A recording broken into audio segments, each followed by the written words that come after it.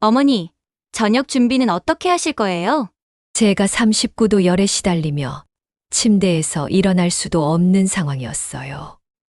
온몸이 떨리고 숨도 제대로 쉬지 못하는데 며느리가 걱정하는 건 저녁 준비였어요. 민정아, 너무 아파서 못할 것 같아. 그럼 어떻게 해요? 애들 먹을 건 있어야 하잖아요. 준호 오빠도 곧 들어올 텐데. 라면이라도 끓여줘. 어머니, 제가 라면은 못 끓여요. 어머니가 항상 하시잖아요. 라면도 못 끓인다고 결혼한 지 5년이 넘었는데 그 순간 깨달았어요. 아, 내가 이 집에서 정말 사람이 아니라 그냥 일하는 기계구나. 그래서 저는 결심했어요. 이 집을 팔고 떠나기로. 여러분, 제가 이런 선택을 하게 된 이유가 궁금하시죠? 그런데 이야기 시작하기 전에 혹시 구독과 좋아요 눌러주셨나요? 여러분의 작은 관심 하나하나가 저에게는 정말 큰 힘이 되거든요. 안녕하세요. 저는 올해 65세 서울 외곽에 사는 김영희예요. 시장에서 반찬 가게를 운영하며 두 아이를 키웠어요. 그런데 더 이상 참을 수 없어서 이런 선택을 했어요. 사실 저도 처음엔 평범한 할머니였어요. 아들 가족과 함께 살면서 행복하다고, 아니 행복하다고 착각하며 살았거든요. 제 하루는 마치 시계 톱니바퀴처럼 똑같았어요. 새벽 5시. 알람도 필요 없이 눈이 떠져요. 먼저 손녀들 지우와 민서 도시락을 정성스럽게 싸고 아침밥을 차려놓고 빨래를 돌리고 구석구석 청소하고 그리고 오전 9시부터 오후 4시까지 시장에서 반찬 가게 일을 하고 집에 와서는 다시 우리 가족을 위한 저녁밥 준비. 하루하루가 전쟁 같았어요. 처음에는 손녀들이 할머니 고마워요 하면서 제 품에 폭 안겨줄 때마다 가슴이 터질 것 같이 뿌듯했어요. 아, 내가 이 가족에게 꼭 필요한 사람이구나. 내 존재가 이렇게 소중하구나. 그렇게 생각했거든요. 그런데 언제부터인가 달라지기 시작했어요. 며느리 민정이가 저를 바라보는 눈빛이 저에게 하는 말투가 마치 고용인을 대하는 것처럼 차가워졌어요. 어머니, 청소는 다 되었나요? 제가 친구들 초대하는 날이니까요. 어머니, 저녁은 정확히 6시에 차려주세요. 정확히 6시. 1분이라도 늦으면 안 된다는 뜻이었어요. 제가 모처럼 텔레비전을 보며 잠시 쉬고 있으면 어머니, 아침에 너무 시끄러워요. 소리 좀 낮춰주세요. 아, 짜증나. 새벽부터 가족을 위해 분주히 움직이고 잠시 휴식을 취하고 있는 나에게 시끄럽다니. 그때 깨달았어요. 아, 내가 이 집에서 환영받지 못하는 존재구나. 그런데 정말 충격적이었던 건 며칠 후였어요. 제가 빨래를 하고 있는데 민정이가 와서 하는 말이 어머니, 앞으로 빨래는 따로 하면 안 될까요? 왜? 어머니 옷에서 냄새가 좀 나는 것 같아서요. 시장 냄새 같은 거. 시장 냄새라고요? 40년간 이 가족을 먹여 살린 시장 냄새가 싫다는 거예요. 그리고 세탁기도 시간 나눠서 쓰시면 좋겠어요. 저희 옷이랑 섞이면. 그 순간 정말 눈앞이 캄캄했어요. 한 집에 살면서 빨래도 따로 하자는 거예요. 마치 제가 더러운 사람인 것처럼. 민정아, 그럼 내가 언제 빨래해? 어머니 편하실 때 하시면 되죠? 저희는 주로 오전에 하니까 오후나 저녁에 하시면 돼요.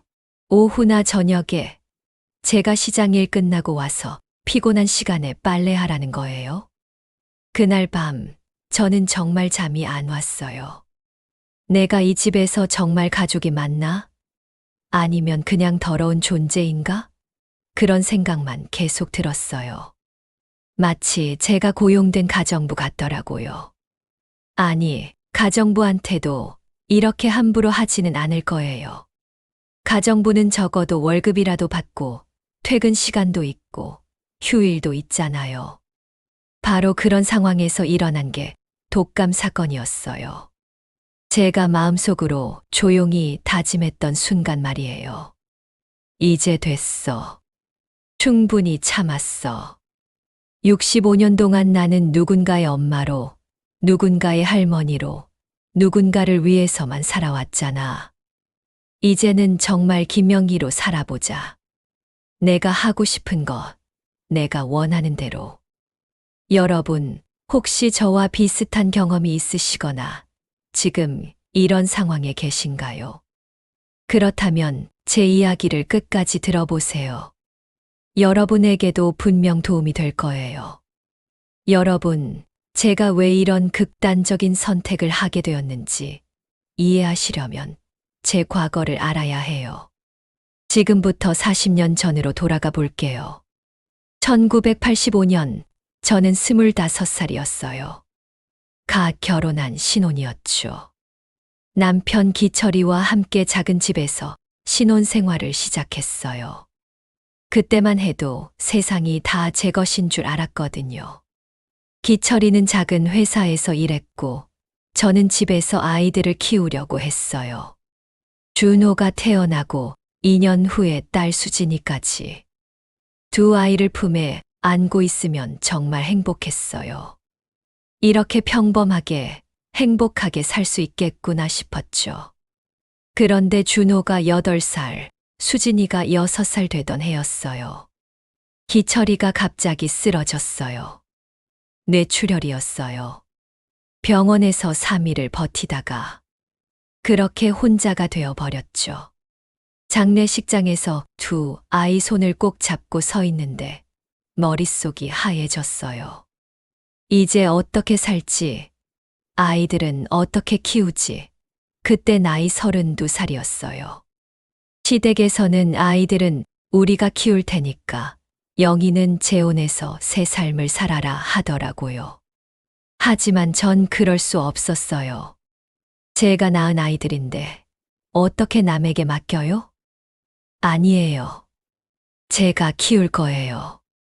영희야, 현실적으로 생각해봐. 여자 혼자서 애 둘을 어떻게 키운다고. 하지만 저는 마음을 굳혔어요. 기철이가 죽기 전에 제게 한 마지막 말이 있었거든요.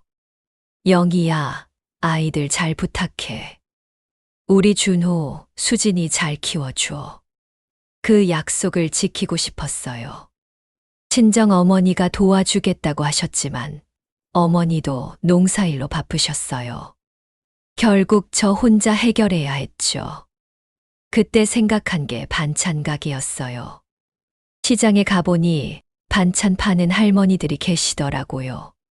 하루 종일 서서 일하는 게 힘들어 보였지만 집에서도 할 수 있는 일이었어요. 아이들 등교시키고 시장에 나가서 일하고 아이들 학교 시간에 맞춰 들어오면 되니까요. 처음에는 정말 아무것도 모르겠더라고요. 김치 담그는 것도 시어머니한테 배운 게 전부였는데 팔만한 반찬을 만들어야 하니까요.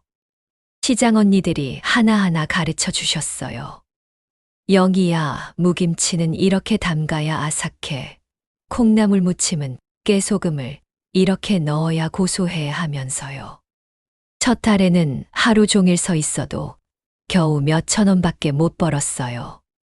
발이 퉁퉁 부어서 집에 와서 물에 담그고 있으면 아이들이 와서 엄마 괜찮아? 하면서 걱정하더라고요. 그런데 포기할 수가 없었어요. 준호가 엄마, 친구들이 우리 도시락 보고 부러워해. 엄마가 싸준 김밥이 제일 맛있대 하면서 웃을 때 수진이가 엄마, 나는 엄마가 최고야 하면서 안아줄 때 그 순간들이 저를 버티게 해줬어요.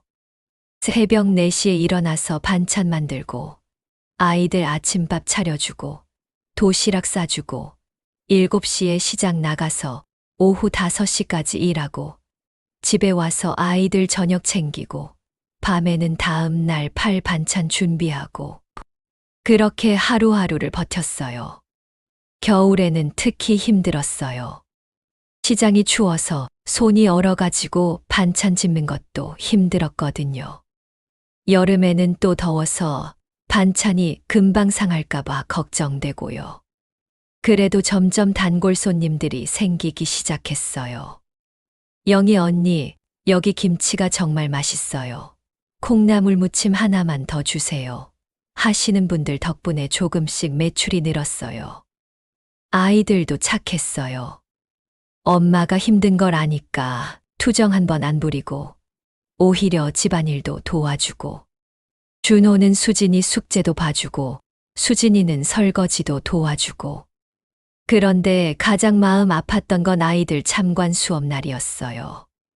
다른 엄마들은 다 예쁘게 차려입고 오는데 저는 시장 일 때문에 앞치마에 고무장갑 낀 손으로 갔거든요. 준호가 친구들한테 우리 엄마야 하면서 소개하는데 다른 아이들이 너희 엄마는 왜 앞치마 입고 왔어? 하더라고요. 그때 정말 눈물이 났어요. 아이에게 부끄러운 엄마가 되어버린 것 같아서요. 집에 와서 준호한테 엄마가 부끄럽지 했더니 아이가 뭐라고 했는지 아세요? 엄마가 뭘? 우리 엄마가 제일 멋져. 우리 위해서 이렇게 열심히 일하는 엄마가 어디 있어. 그 말을 듣고 펑펑 울었어요. 이 아이들을 위해서라면 뭐든 할 수 있겠다는 생각이 들었어요. 10년이 지나니까 조금씩 여유가 생겼어요. 단골 손님들이 많아지고 반찬 종류도 늘리고 하루 매출이 20만 원을 넘는 날도 생겼어요. 그런데 이상한 게 돈이 조금 생기니까 욕심이 났어요. 아이들한테 더 좋은 환경을 만들어 주고 싶었거든요. 그래서 적금을 넣기 시작했어요. 한 달에 50만 원씩. 아이들 학원비, 생활비 내고 나면 정말 남는 돈이 없었는데도 무조건 적금은 넣었어요. 제가 아파도 비가 와도 눈이 와도 시장에 나가서 일했어요. 엄마, 오늘은 비 오니까 쉬어도 되지 않아? 안 돼. 하루 쉬면 우리 단골 손님들이 다른 데로 가버려. 정말 하루도 빠지지 않고 20년을 일했어요. 그렇게 모은 돈으로 전세를 늘리고 또 모으고 또 늘리고 드디어 준호가 대학교 2학년 때 32평 아파트를 샀어요. 계약서에 도장 찍는 순간이 지금도 생생해요. 이제 우리 집이 생겼구나. 아이들한테 물려줄 수 있는 게 생겼구나. 그때 정말 뿌듯했어요. 수진이는 간호사가 됐고 준호는 회사원이 됐어요. 두 아이 다 대학까지 졸업시키고 취직까지 시키고 제가 해낸 거예요. 여자 혼자서. 준호가 결혼한다고 했을 때 저는 정말 기뻤어요. 이제 며느리도 생기고 손자 손녀도 볼 수 있겠구나 싶어서요. 그리고 이제는 조금 쉴 수 있겠다는 생각도 들었어요. 민정이가 처음 와서 인사할 때 어머니, 잘 부탁드려요. 어머니가 이렇게 고생하셔서 준호 오빠를 잘 키워주신 덕분에 저도 좋은 사람 만났어요. 하더라고요. 그때는 정말 고마웠어요. 내가 한 일을 인정해 주는구나 싶어서. 결혼식 날 준호가 제 손을 잡고 엄마, 고생 많았어. 이제 편히 쉬어. 했을 때 40년 동안의 고생이 다 보상받는 기분이었어요. 그때만 해도 몰랐어요. 그 편히 쉬어라는 말이 다른 종류의 고생의 시작일 줄은. 여러분, 혹시 저처럼 자식을 위해 평생을 바친 분들 계시나요? 그런 분들이라면 제 다음 이야기를 들어보세요. 분명 공감하실 거예요. 40년간 쌓아온 것들이 어떻게 무너져 내렸는지, 그리고 제가 왜 그 집을 팔 수밖에 없었는지 계속 들려드릴게요. 2019년 봄, 준호가 결혼해서 민정이를 데려왔을 때 말이에요. 어머니, 제가 준호 오빠한테 얼마나 복 받았는지 몰라요. 이렇게 훌륭한 어머니를 모시게 되다니 정말 감사해요. 하더라고요. 그때 얼마나 기뻤는지. 아, 이 아이가 나를 인정해 주는구나. 진짜 고마워하는구나 싶어서 가슴이 뭉클했어요. 민정아, 뭘 그런 말을. 우리 가족이 된 거잖아. 앞으로 잘해보자. 그때 민정이 눈에 눈물이 글썽이면서 어머니, 저 정말 열심히 할게요. 어머니한테 배울 게 너무 많아요. 하더라고요. 처음 몇 달은 정말 꿈 같았어요. 제가 아침에 일어나서 준비하고 있으면 어머니, 제가 할게요. 어머니는 좀 쉬세요. 하면서 민정이가 나서고 아니야, 괜찮아. 엄마가 하는 게 더 빨라. 어머니, 그래도 제가 해야죠. 이제 며느리인데 어머니가 계속 고생하시면 안 되잖아요. 이런 실랑이가 매일이었어요. 서로 더 하겠다고, 서로 양보하라고. 그때가 얼마나 행복했는지 몰라요.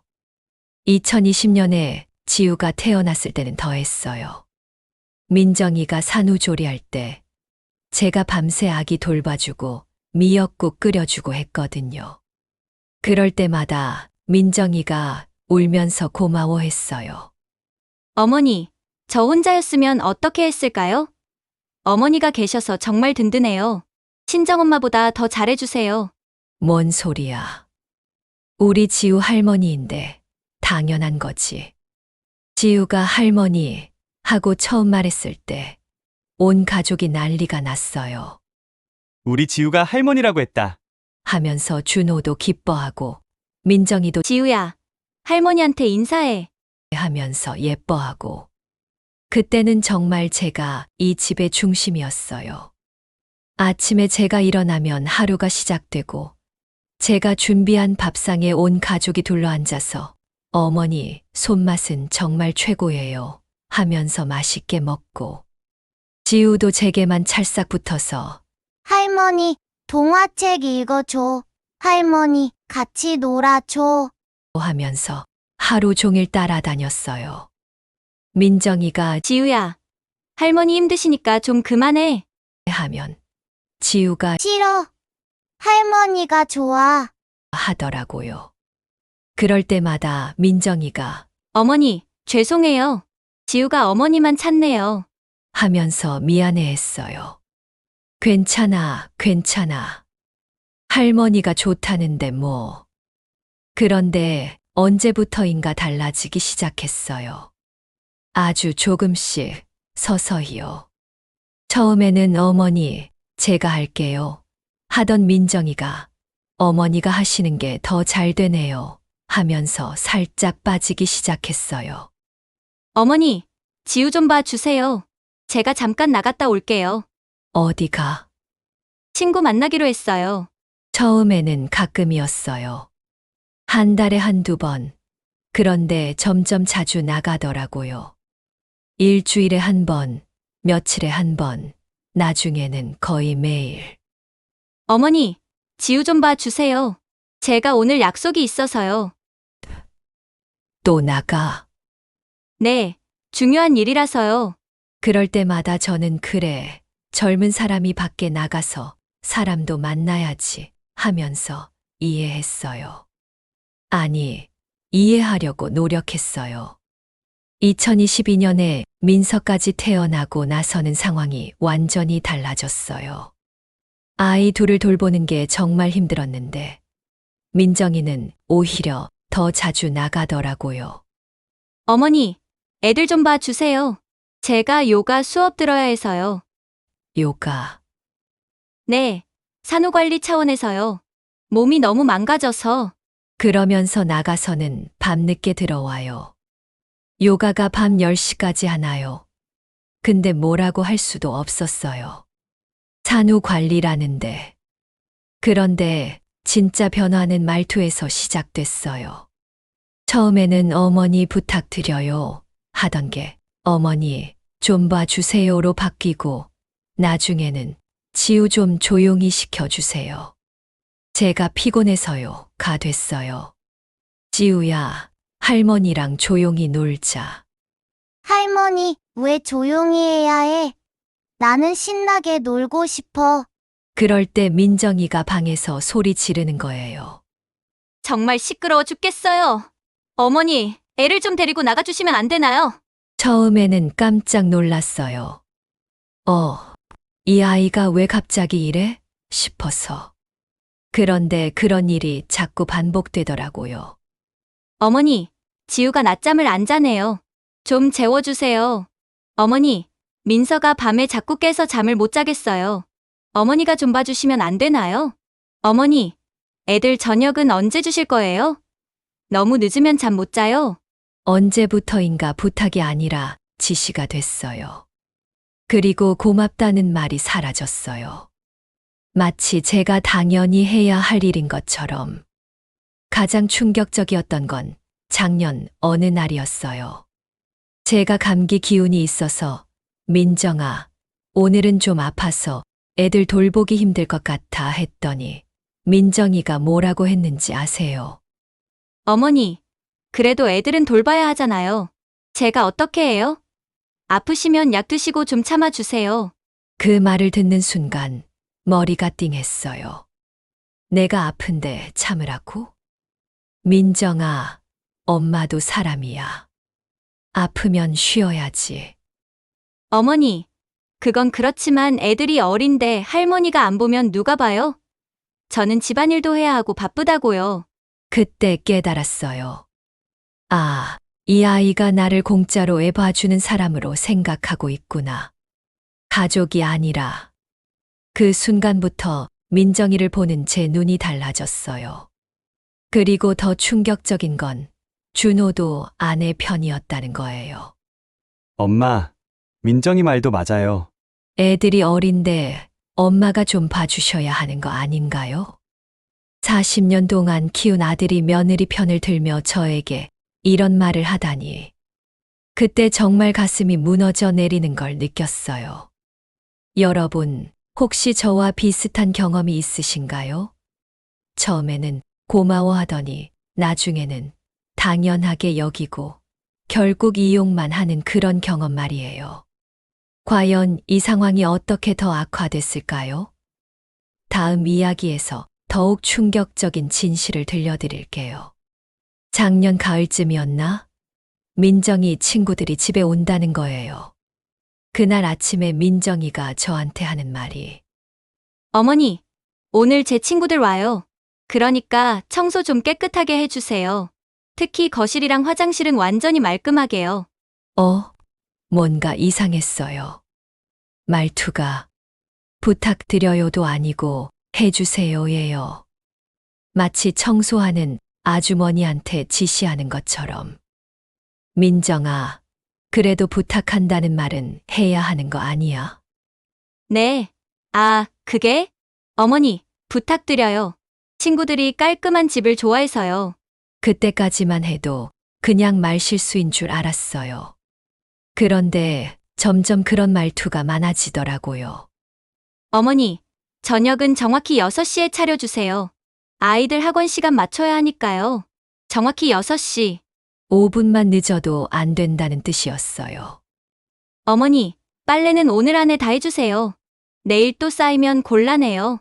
민정아, 엄마도 시장일이 있어서. 어머니, 그래도 집안일이 우선이잖아요?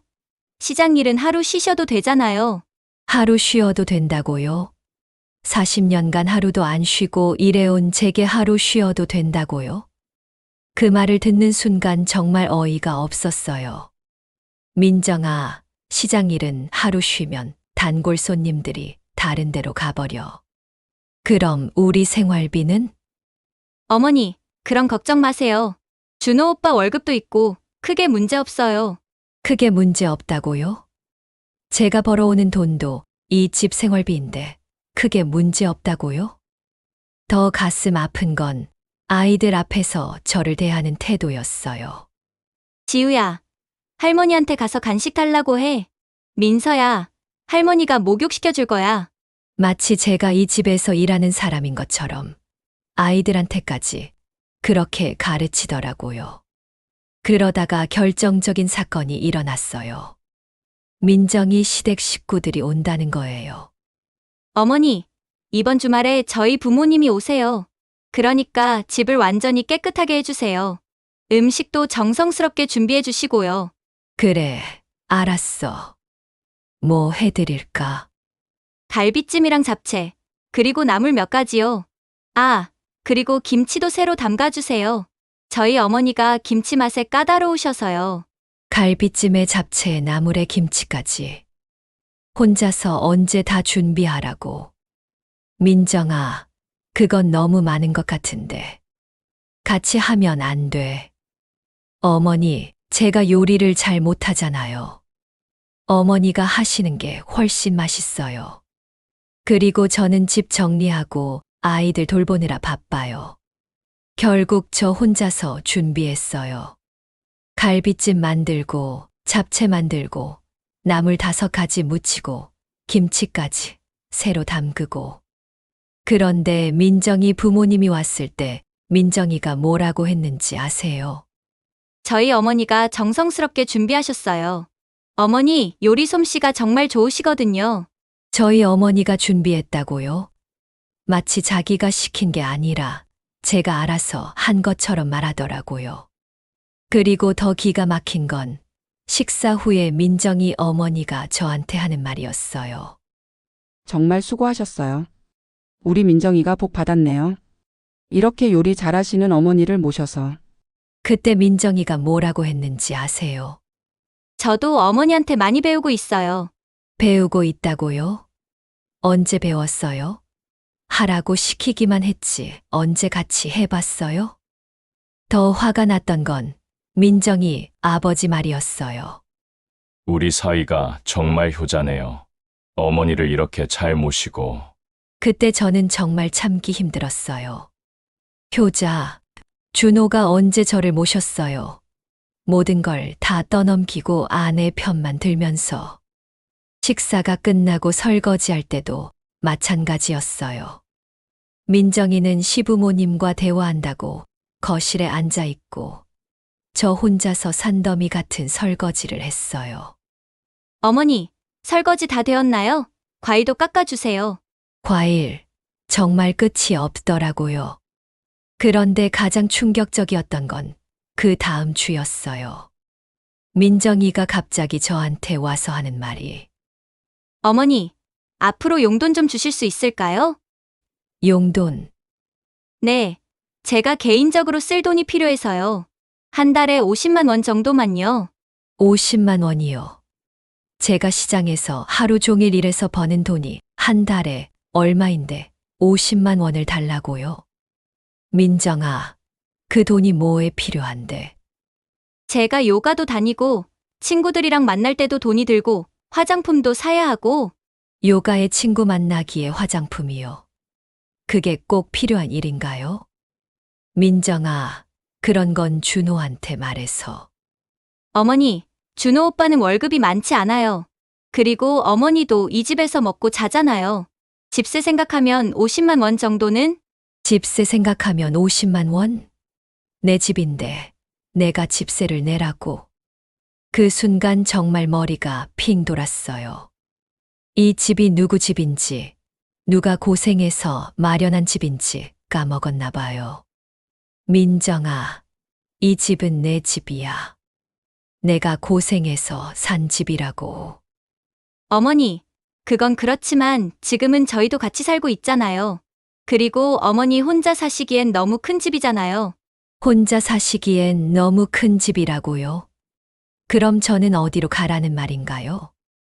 그때부터 민정이를 보는 제 눈이 완전히 바뀌었어요. 아, 이 아이가 정말 내 집을 자기 집으로 생각하고 있구나. 그리고 나는 여기서 일하는 사람으로 생각하고 있구나. 더 끔찍한 건 이런 상황이 당연하다고 생각하는 것 같았어요. 시어머니가 며느리를 위해 모든 걸 해주는 게 당연하다고. 여러분, 혹시 이런 며느리 만나보신 적 있으세요? 처음에는 고개 숙이고 고마워하더니 나중에는 주인 행세하는 그런 며느리 말이에요. 그런데 진짜 충격은 그 다음부터였어요. 아예 저를 가족에서 빼버리기 시작했거든요. 그 용돈 사건 일주일 후였어요. 민정이가 갑자기 저한테 와서 하는 말이 어머니, 식사 따로 하면 어떨까요? 식사를? 네. 요즘 지우가 알레르기가 좀 있어서 음식을 조심해야 해요. 그래서 저희는 따로 간단하게 해 먹을게요. 어머니는 어머니 드시고 싶은 걸로 편하게 하세요. 알레르기가 있다고. 그동안은 괜찮았는데 갑자기. 민정아, 그럼 내가 따로 해 먹으라는 거야? 아니에요, 어머니. 어머니는 평소처럼 하시면 되는데 저희만 조금 다르게 해보려고요. 지우 때문에 어쩔 수 없어서요.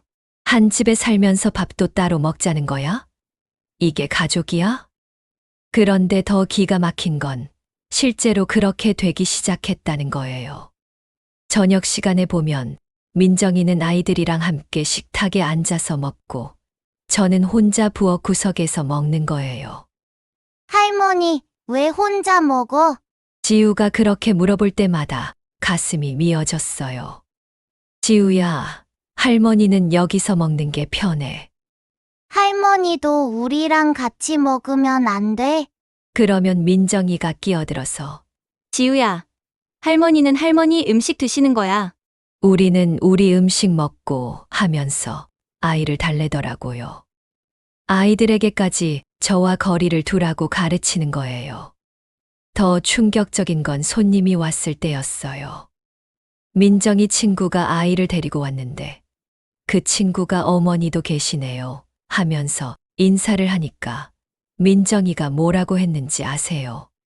평소에는 잘 안 계시는데 오늘 일찍 들어오셨네. 평소에는 잘 안 계신다고. 내가 언제 없었어. 매일 여기 있는데 무슨 소리야? 그리고 거실에서 이야기할 때도 저는 부엌에서 일하라는 식으로 분위기를 만들더라고요. 어머니, 차 좀 끓여주세요. 어머니, 과일 좀 깎아주세요. 마치 저를 이 집에서 일하는 사람으로 보이게 하려는 것 같았어요. 가장 가슴 아팠던 건 지우 생일날이었어요. 민정이가 케이크를 주문하고 파티 준비를 하더라고요. 당연히 저도 함께 축하해 줄 거라고 생각했는데 어머니, 오늘 지우 생일 파티인데 친구들이 많이 와요. 그러니까 어머니는 시장 일 좀 늦게까지 하시면 안 될까요? 내 손녀 생일 파티에서 나를 빼자는 거야? 민정아, 내 손녀 생일인데 내가 왜 없어야 해? 어머니, 그게 아니라 아이들이 많이 와서 시끄러울 텐데 어머니가 힘드실까 봐서요. 힘들까 봐서가 아니라 저를 없애고 싶은 거잖아. 결국 그날 저는 시장에서 늦게까지 있다가 집에 왔는데 파티는 이미 끝나고 정리만 남아 있더라고요. 할머니, 오늘 내 생일이었어. 케이크도 먹고 친구들도 왔어. 지우가 신나게 이야기하는데 저는 눈물이 날 것 같았어요. 내 손녀의 생일을 함께 축하해 주지도 못하다니. 그래, 우리 지우 생일 축하해. 할머니가 늦어서 미안해. 괜찮아. 할머니, 내일도 케이크 먹자. 그런 순수한 아이에게 할머니는 가족이 아니라는 걸 가르치는 민정이가 정말 미웠어요. 더 견디기 힘든 건 준호까지 그런 분위기에 동조한다는 거였어요. 엄마, 민정이 말도 맞아요. 요즘 엄마가 너무 피곤해 보여서 좀 쉬는 게 어때요? 쉬라는 게 아니라 없어지라는 뜻이잖아. 준호야, 엄마도 손녀들이랑 함께 있고 싶은데. 엄마, 너무 그렇게 생각하지 마세요. 민정이가 엄마 걱정해서 하는 말이에요. 걱정해서라고? 나를 따로 떼어놓는 게 걱정해서라고? 그런데 정말 마지막 선을 넘은 건 추석 때였어요. 민정이 친정에서 온다는 거예요. 어머니, 이번 추석에 저희 부모님이 오세요. 그런데 집이 좀 좁아서 어머니는 며칠 친구분 댁에서 계시면 안 될까요? 내 집에서 나를 내보내자는 거야.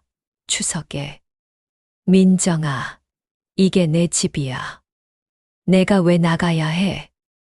어머니, 그게 아니라 저희 부모님이 오시면 방이 부족해서요. 그리고 며칠만 계시면 되니까요. 방이 부족하다고. 그럼 민정이 부모님이 호텔에 가면 되잖아. 왜 집주인인 내가 나가야 해? 민정아, 추석에는 가족이 함께 있어야 하는 거 아니야? 어머니, 저희 부모님도 가족이잖아요. 그리고 며칠만 계시면 되니까요. 며칠만 계시면 된다고. 이게 내 집인데 며칠만 온다고. 그 순간 정말 뭔가 팍 깨지는 소리가 들렸어요. 아, 이 사람들이 정말 나를 이 집에서 몰아내려고 하는구나. 내 집에서. 그날 밤 잠이 안 왔어요. 40년 동안 고생해서 마련한 이 집에서 며느리가 저를 내보내려고 하다니. 그리고 더 충격적인 건 준호도 아내 편이었다는 거예요. 엄마, 민정이 부모님도 연세가 있으시니까 이해해 주세요. 며칠만 양보해 주시면 안 돼요? 40년 키운 아들이 저보다 장인어른 장모님이 더 중요하다는 거야. 그때 정말 확실히 깨달았어요. 아, 나는 이 집에서 환영받지 못하는 존재구나. 가족이 아니라 방해물이구나. 여러분, 혹시 이런 경험 있으세요? 자기 집에서 쫓겨날 뻔한 경험 말이에요. 이런 며느리, 이런 아들을 어떻게 봐야 할까요? 민정이가 추석에 저를 내보내려고 했다고 했잖아요. 그런데 정말 결정타는 제가 아팠을 때였어요. 그때 정말 확실히 깨달았거든요. 내가 이 집에서 어떤 존재인지 말이에요. 작년 겨울이었어요. 12월 중순쯤이었나. 그날따라 몸이 이상했어요. 아침에 일어나는데 머리가 핑핑 돌고 몸에 열이 확 올라오더라고요. 감기 기운인가 싶어서 그냥 참고 있었는데 점점 더 심해지는 거예요. 오한이 나면서 온몸이 떨리고 목도 칼로 베는 것처럼 아프고. 그런데도 저는 평소처럼 아침 준비를 했어요. 지우, 민서 아침밥 차려주고 도시락 싸주고 민정이 커피까지 타줬어요. 어머니, 오늘 좀 안 좋아 보이시네요. 민정이가 그렇게 말은 했지만 걱정하는 톤은 아니었어요. 그냥 지나가는 말 정도? 좀 감기 기운이 있는 것 같아. 아, 그러시구나. 그럼 마스크 쓰시고요. 애들한테 옮으면 안 되니까. 마스크 쓰라고 걱정해 주는 게 아니라 애들한테 옮을까봐 걱정하는 거였어요. 그래도 전 시장에 나갔어요. 40년간 하루도 빠진 적 없는 일인데 감기 기운 난다고 쉴 수는 없잖아요. 시장에서 일하는데 정말 죽을 것 같더라고요. 손님들이 사장님 얼굴이 너무 안 좋아요. 아프세요? 하고 걱정해 주는데 정작 가족들은 오후 3시쯤 되니까 더 이상 견딜 수가 없었어요. 온몸이 불덩어리 같고 다리에 힘도 없고 결국 일찍 문 닫고 집에 왔어요. 집에 들어가자마자 소파에 털썩 주저앉았어요. 정말 한 발자국도 더 못 걷겠더라고요. 민정이가 거실에서 TV 보고 있다가 어머니, 왜 이렇게 일찍 들어오셨어요? 하더라고요. 너무 아파서 못 견디겠어. 아, 감기 심해지셨나 보네요. 그럼 방에서 쉬세요. 그리고는 다시 TV에 시선을 돌리더라고요. 체온도 재어보지 않고 약이라도 갖다 주겠다는 말도 없고. 저는 비틀비틀 방으로 들어가서 이불을 뒤집었었어요. 온몸이 얼음장 같으면서도 열이 펄펄 끓고 머리는 망치로 두드리는 것 같고. 1시간쯤 지났을까 민정이가 방문을 두드리더라고요. 어머니, 저녁 준비는 어떻게 하실 거예요? 그 말을 듣는 순간 정말 어이가 없었어요. 제가 이렇게 아픈데 저녁 걱정이라니. 민정아, 너무 아파서 못할 것 같아. 그럼 어떻게 해요? 애들 먹을 건 있어야 하잖아요. 준호 오빠도 곧 들어올 텐데. 라면이라도 끓여줘. 어머니, 제가 라면은 못 끓여요. 어머니가 항상 하시잖아요. 라면도 못 끓인다고. 결혼한 지 5년이 넘었는데 라면도 못 끓인다고? 저는 정말 죽을 것 같았지만 어쩔 수 없이 일어났어요. 후들후들 떨리는 다리로 부엌에 나가서 라면을 끓였어요. 그런데 더 가관인 건 제가 라면 끓이고 있는데 민정이가 옆에서 뭐라고 했는지 아세요? 어머니, 계란도 넣어주세요. 그리고 김치도 좀 썰어서 주시고요. 제가 39도 열에 시달리는데 계란에 김치까지 챙기라고? 그때 준호가 들어왔어요. 제가 부엌에서 휘청거리면서 라면 끓이고 있는 걸 보고 뭐라고 했는지 아세요? 엄마, 왜 이렇게 늦게 저녁 준비하세요? 배고파 죽겠는데. 배고파 죽겠다고. 저는 정말 죽을 것 같은데. 준호야, 엄마가 많이 아파. 그제서야 제 얼굴을 제대로 봤나 봐요. 엄마, 얼굴이 왜 이래요? 되게 빨갛네. 열이 많이 나는 것 같아. 그랬더니 민정이가 끼어들어서 어머니 감기 걸리셨어요. 아침부터 계속 아프다고 하시는데 마스크 쓰시라고 했거든요. 마스크 쓰라고 했다는 걸 자랑스럽게 말하더라고요. 마치 자기가 얼마나 세심하게 챙겼는지 어필하는 것처럼. 그럼 병원에라도 가보시지. 그냥 참고 계시면 어떻게 해요? 준호가 그렇게 말했지만 누가 데려다 줄 것 같지는 않았어요.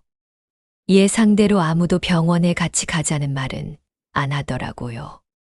저녁을 겨우 차려놓고 저는 한 숟가락도 못 먹었어요.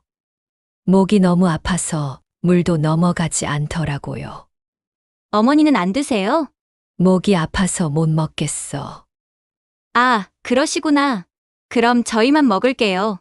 그리고는 온 가족이 맛있게 저녁을 먹는 거예요. 저는 옆에서 죽을 것 같은데 말이에요. 밤이 되니까 더 심해졌어요. 열이 40도까지 올라가고 온몸이 후들후들 떨리고 숨쉬기도 힘들고 한밤중에 너무 답답해서 화장실에 가려고 일어났는데 휘청거려서 벽에 쿵 부딪혔어요. 그 소리를 들었는지 준호가 나왔어요. 엄마, 괜찮으세요?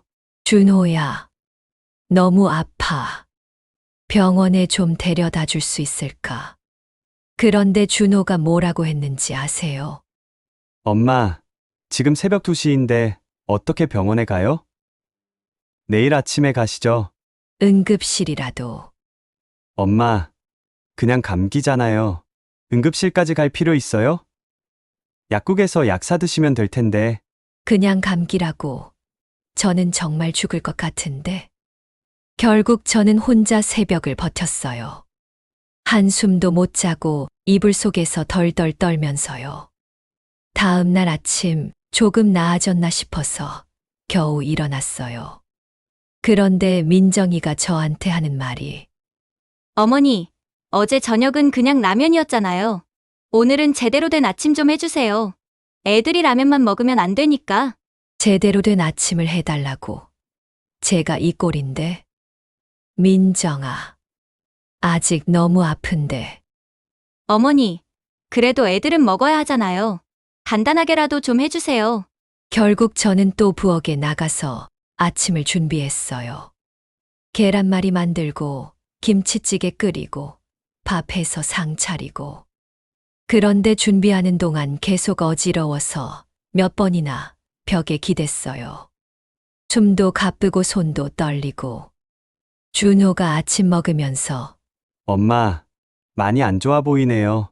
병원 가보세요. 했지만 역시 같이 가주겠다는 말은 없었어요. 결국 저는 혼자 택시 타고 병원에 갔어요. 의사 선생님이 진찰해 보더니 깜짝 놀라시더라고요. 어머니, 이거 독감이에요. 심한 독감. 열이 40도예요. 어떻게 이 상태로 여기까지 오셨어요? 집에서 혼자 왔어요.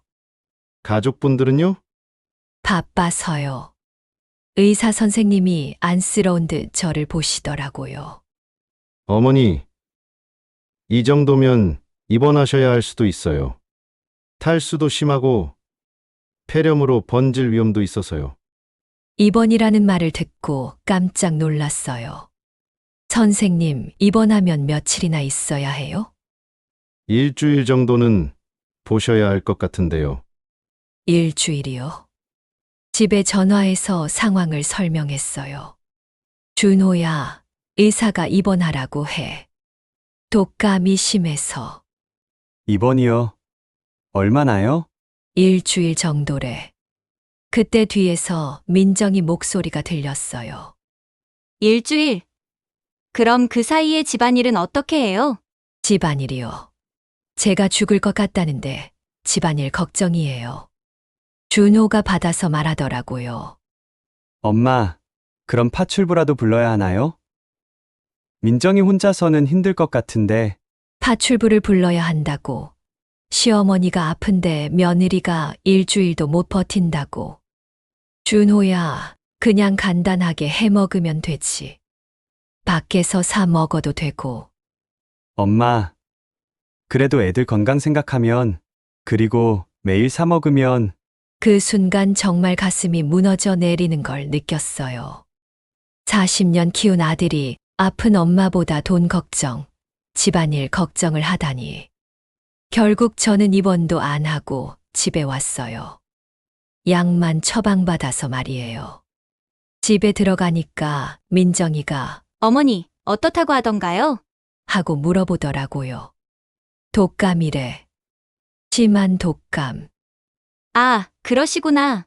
그럼 약 드시고 쉬세요. 아, 그런데 오늘 저녁은 어떻게 하실 거예요? 아직도 저녁 걱정이야? 내가 독감이라는데. 그날부터 일주일간 정말 지옥이었어요.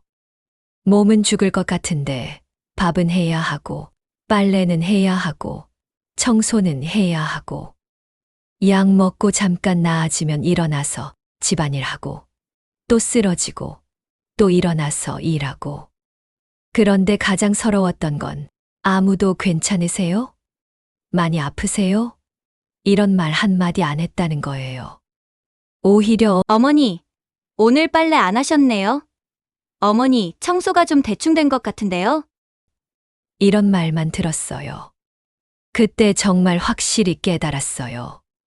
아, 나는 이 집에서 사람이 아니구나.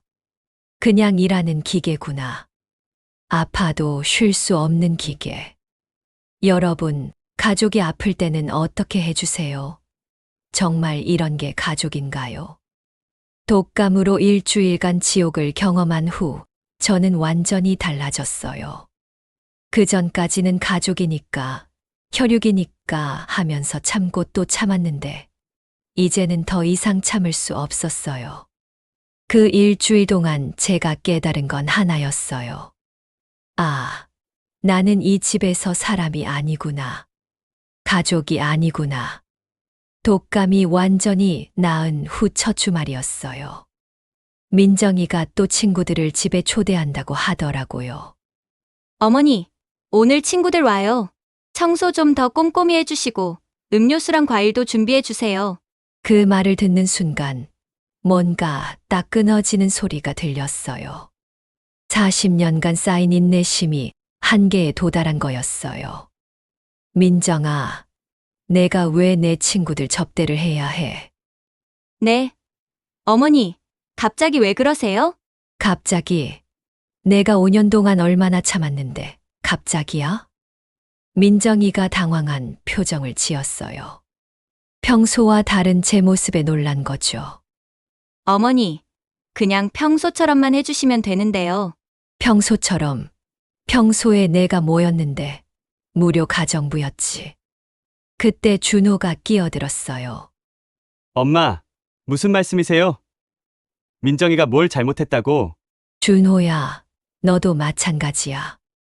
내가 독감으로 죽을 뻔했을 때 너희가 뭘 했는지 기억해. 엄마, 그건 집안일 걱정, 돈 걱정만 했지. 내 건강은 뒷전이고. 그날 저는 처음으로 쌓인 이야기를 다 쏟아냈어요. 5년 동안 참아온 모든 것들을 말이에요. 내가 빨래 따로 하라고 했을 때, 밥도 따로 먹자고 했을 때, 지우 생일 파티에서 내보내려 했을 때, 추석에 친정 부모 온다고 나가라고 했을 때, 그때마다 얼마나 서러웠는지 알아. 준호와 민정이가 할 말을 찾지 못하고 있었어요. 그리고 용돈 50만 원 달라고 했을 때는 정말 기가 막혔어. 내 집에서 공짜로 살면서 시어머니한테 용돈까지 달라고? 어머니, 그건 됐어. 이제 더 이상 참지 않을 거야. 너희가 나를 가족으로 안 본다면 나도 더 이상 너희를 가족으로 보지 않겠어. 그날 밤 저는 잠들지 못하고 계속 생각했어요. 정말 이대로 살아야 하나? 남은 인생도 이렇게 눈치 보며 살아야 하나? 다음 날 아침 저는 마음을 굳혔어요. 평생 한 번도 해보지 않은 결정을 내리기로 한 거예요. 준호와 민정이가 출근하고 아이들이 학교에 간 후 저는 조용히 부동산에 전화했어요. 여보세요. 집을 팔고 싶은데요. 어떤 집이신가요? 32평 아파트요. 현재 시세로 얼마나 될까요? 부동산 사장이 친절하게 설명해 주더라고요. 요즘 재건축 얘기가 나와서 시세가 많이 올랐다고. 급매로 내놓으면 빨리 팔릴 거라고. 그럼 한번 보러 와 주세요. 전화를 끊고 나니까 가슴이 두근거렸어요. 65년 인생에서 이렇게 큰 결정을 혼자 내려본 적이 없었거든요. 오후에 부동산 사장이 왔어요. 집을 둘러보더니 만족스러워 하더라고요. 할머니, 정말 깨끗하게 관리하셨네요. 이 정도면 시세보다 높게 받을 수도 있을 것 같은데요. 빨리 파는 게 목표예요. 가격은 적당히 받으면 돼요. 그럼 일주일 안에 매수자 구할 수 있을 것 같습니다. 그런데 가족분들은 아시나요? 그 질문에 잠깐 멈칫했지만 저는 당당하게 대답했어요. 제 집이에요. 제가 고생해서 산 집이라고요. 아, 그러시구나. 알겠습니다. 부동산 사장이 돌아간 후 저는 집 안을 다시 둘러봤어요. 그동안 한 푼 두 푼 모아서 산 이 집. 처음에는 얼마나 기뻤던지. 우리 준호 결혼해서 손자 손녀 낳으면 여기서 행복하게 살겠구나 했었는데 이렇게 될 줄이야. 그런데 이상하게 후회는 되지 않더라고요. 오히려 속이 시원했어요. 이제 진짜 내 인생을 살아보자 하는 생각이 들었어요. 사흘 후 부동산 사장에게서 전화가 왔어요. 할머니, 매수자가 나타났어요. 신혼부부인데 이 집을 정말 좋아해요. 가격도 할머니가 원하시는 선에서 합의됐고요. 정말요? 그럼 언제 계약할까요? 내일 당장 계약 가능해요. 계약금 받고 한 달 후에 잔금 치르는 걸로 하면 될 것 같은데요. 한 달. 그럼 한 달 안에 모든 걸 정리해야 한다는 거네요. 좋아요. 내일 계약하죠. 전화를 끊고 나니까 현실감이 들기 시작했어요. 내가 정말 이 집을 파는구나. 완전히 새로운 시작을 하는구나. 그날 밤 저는 친구 경희에게 전화했어요. 경희야, 나 큰일 저질렀어. 왜? 무슨 일이야? 집 팔았어. 뭐? 갑자기? 그래서 그동안 있었던 일들을 다 털어놨어요. 독감 사건부터 시작해서 5년간 당한 모든 일들을 말이에요. 아이고 순이야. 진작 그랬어야지. 그런데 이제 어디서 살 거야? 아직 정하지 못했어. 어디든 혼자 살 수 있는 곳으로. 그럼 우리 울진 어때? 바다도 보이고 공기도 좋고. 내 사촌 언니가 거기 살거든. 울진? 바다가 보이는 곳에서 산다는 건 상상도 못 해봤는데. 한번 알아봐 줄래? 그래, 내가 알아볼게. 그런데 아들한테는 언제 말할 거야? 계약하고 나서. 돌이킬 수 없게 된 다음 날 저는 부동산에 가서 계약서에 도장을 찍었어요. 계약금 8천만 원을 받는 순간 정말 돌이킬 수 없는 강을 건넜다는 생각이 들었어요. 할머니, 잔금은 한 달 후 금요일이에요. 그때까지 이사 준비하시면 돼요. 한 달. 이 집에서의 모든 것들을 정리할 시간이 한 달밖에 없다니. 집에 와서 저는 조용히 짐을 정리하기 시작했어요. 제 물건들만 골라서 박스에 담으니까 생각보다 많지 않더라고요. 그동안 살면서 정작 제 것은 별로 없었구나 싶었어요. 모든 게 가족을 위한 것들이었거든요. 경희에게서 연락이 왔어요. 순이야, 울진에 괜찮은 집 하나 있어. 바다 보이는 작은 단독주택인데 월세로라도 일단 들어갈 수 있대. 고마워, 경희야. 정말 고마워. 무슨 소리야?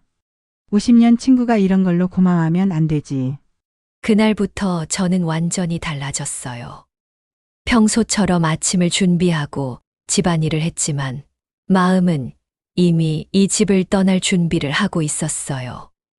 민정이가 뭔가 이상함을 느꼈는지 물어보더라고요. 어머니, 요즘 좀 이상하세요. 무슨 일 있으세요? 별일 없어. 왜? 그냥 평소와 다른 것 같아서요. 다르죠. 이제 한 달 후면 이 집을 떠날 거니까요. 더 이상 눈치 볼 필요도 참을 필요도 없으니까요. 준호가 들어와서도 비슷한 말을 했어요. 엄마, 요즘 기분이 좋아 보이시네요. 좋은 일 있으세요? 응, 좋은 일 생길 것 같아. 정말 좋은 일이에요. 65년 만에 처음으로 제 인생을 사는 거니까요. 한 달이 다가오고 있었어요. 잔금 받는 날, 그리고 이 모든 걸 가족들에게 털어놓을 날이요. 그때까지는 아무도 몰랐어요. 제가 이렇게 큰 결심을 했다는 걸, 한 달 후면 이 집의 주인이 바뀐다는 걸 말이에요. 여러분, 65년 만에 처음으로 내린 큰 결정. 어떻게 생각하세요? 한 달 전 제가 집을 팔았다고 말했을 때 그 충격을 아직도 잊을 수 없어요. 엄마, 정말이에요? 집을 팔았다고요? 응. 계약금도 받았어. 그날부터 한 달 동안 정말 전쟁 같았어요. 매일매일 준호와 민정이가 저를 설득하려고 했거든요. 엄마, 다시 생각해 보세요. 계약 취소할 수 있잖아요. 엄마, 위약금 내고라도 계약 파기하면 안 될까요? 어머니, 제발 한 번만 기회를 주세요. 정말 달라질게요. 하루도 조용한 날이 없었어요. 아침에 눈 뜨면 설득, 저녁에 들어와서도 설득. 지겨울 정도였죠. 민정이는 갑자기 180도 달라진 척했어요. 어머니, 제가 아침 차려드릴게요. 어머니, 빨래 제가 할게요. 어머니, 청소도 제가 할게요. 하루아침에 그렇게 바뀔 수 있는 사람이었으면 왜 5년 동안 그랬을까요? 다 보여주기용이었어요. 준호도 마찬가지였어요. 엄마, 제가 용돈 드릴게요. 엄마, 앞으로 병원도 제가 모시고 다닐게요. 엄마, 여행도 같이 가요. 5년 동안 한 번도 안 하던 일들을 갑자기 하겠다고 하니까 더 가짜 같더라고요. 가장 웃긴 건 민정이가 눈물까지 보였다는 거예요. 어머니, 제가 정말 잘못했어요. 그동안 너무 철없었어요. 다시 한 번만 기회를 주세요. 5년 동안 눈물 한 방울 안 보이던 사람이 갑자기 펑펑 울면서 사과하니까 오히려 역겨웠어요. 민정아, 늦었어. 이미 마음 정했어. 어머니, 그래도 그리고 너 그렇게 연기 잘하는 줄 몰랐네. 5년 동안 속인 것도 모자라서 또 속이려고? 아이들도 계속 매달렸어요. 할머니, 가지 마세요. 우리가 잘할게요. 할머니, 우리 없으면 심심하잖아요. 그 순간들이 가장 힘들었어요. 아이들에게는 죄가 없으니까요. 그런데 민정이가 아이들까지 이용하더라고요. 지우야, 할머니한테 가지 말라고 해. 할머니가 가면 우리 어떻게 살아? 민서야, 할머니 품에 안겨봐. 할머니가 우리 버리고 가신대. 아이들을 앞세워서 저를 흔들려고 하는 게 너무 뻔히 보였어요. 민정아, 아이들한테 그런 말 시키지 마. 아이들이 무슨 죄야. 어머니가 가시려고 하니까 어쩔 수 없잖아요. 정말 끝까지 자기 잘못은 인정 안 하더라고요. 한 달 내내 그런 식이었어요. 진짜 사과보다는 계약 취소만 하면 된다는 식이었죠. 그러다가 2주 전부터는 분위기가 바뀌었어요. 아무래도 제가 마음을 안 바꾸니까 현실적으로 받아들이기 시작한 거죠. 엄마, 그럼 저희는 어디로 가요? 너희가 알아서 해. 그래도 조금이라도 도움을. 40년 키운 보람이 있으려면 이제 독립해서 살아봐야지. 준호가 부동산을 알아보기 시작했어요. 민정이는 친정에 전화해서 일단 들어갈 수 있는지 물어보더라고요. 그런데 민정이 어머니가 별로 반기지 않았나 봐요. 어머니, 저희 엄마가 집이 좁다고. 그럼 전세 구해서 살아. 전세금은 어떻게 마련해요? 대출 받든지 월세로 살든지. 5년 동안 공짜로 살았으니까 돈은 모였을 거 아니야. 사실 저도 알고 있었어요. 준호 월급으로는 전세금 마련하기 힘들다는 걸. 하지만 그동안 너무 편하게 살았던 대가를 치러야 할 때였어요. 그리고 드디어 오늘 잔금 받는 날이 왔어요. 오전에 부동산에서 모든 절차를 마쳤어요. 열쇠도 넘겨주고 등기도 넘어가고 집에 돌아오니까 이사차가 와 있었어요. 제 짐을 실으러 온 거였죠. 준호 가족도 어제 먼저 이사를 갔어요. 결국 민정이 친정에 얹혀 사는 걸로 결정했더라고요. 엄마, 정말 가시는 거예요? 어제 준호가 마지막으로 물어봤을 때 저는 확실하게 답했어요. 그래. 이제 서로 자유롭게 살자. 엄마, 새 주소는 알려주실 거죠? 나중에 생각해 볼게. 사실 아직은 거리를 두고 싶었어요. 완전히 새로 시작하고 싶었거든요. 이사짐 센터 아저씨들이 제 짐을 옮기고 있는데 정말 얼마 안 되더라고요. 할머니, 짐이 참 적으시네요. 40년 사신 집인데 그동안 내 것보다는 가족 것만 샀거든요. 그렇구나. 그럼 이제부터는 할머니 것만 사세요. 그 말이 참 좋게 들렸어요. 이제부터는 정말 제 것만 사며 살 거예요. 마지막으로 집 안을 한번 둘러봤어요. 5년 전만 해도 이 집에서 행복한 가족이 될 줄 알았는데 이렇게 끝날 줄이야. 그런데 이상하게 아쉽지가 않더라고요. 오히려 홀가분했어요. 이제 진짜 자유다. 더 이상 눈치 볼 필요도 참을 필요도 없어. 차가 출발하면서 뒤돌아봤어요. 40년 가까이 살았던 동네가 점점 멀어져 갔어요. 그런데 전혀 섭섭하지 않았어요. 앞으로 펼쳐질 새로운 인생이 기대되기만 했어요. 울진으로 가는 길, 창밖으로 보이는 풍경들이 정말 아름다웠어요. 이제야 세상이 이렇게 넓다는 걸 깨달았어요. 그동안 얼마나 좁은 세상에서 살았는지. 집과 시장만 오가며 오직 가족들 뒷바라지만 하며 살았는지. 65년 만에 처음으로 온전히 제 선택으로 떠나는 여행이었어요. 핸드폰을 보니까 준호에게서 문자가 와 있었어요. 엄마, 정말 잘 도착하셨는지 연락 주세요. 그리고 정말 죄송했습니다. 아직은 답장할 마음이 없었어요. 시간이 지나면 언젠가는 연락할 수도 있겠지만 지금은 완전히 새로 시작하고 싶었어요. 여러분, 혹시 저와 비슷한 상황에 계신 분들이 있다면 기억하세요. 인생은 한 번뿐이에요. 65년을 살고 나서야 깨달았지만 그래도 늦지 않았어요. 남을 위해서만 살기에는 인생이 너무 소중해요. 지금이라도 용기를 내세요. 저처럼 새로운 시작을 할 수 있어요.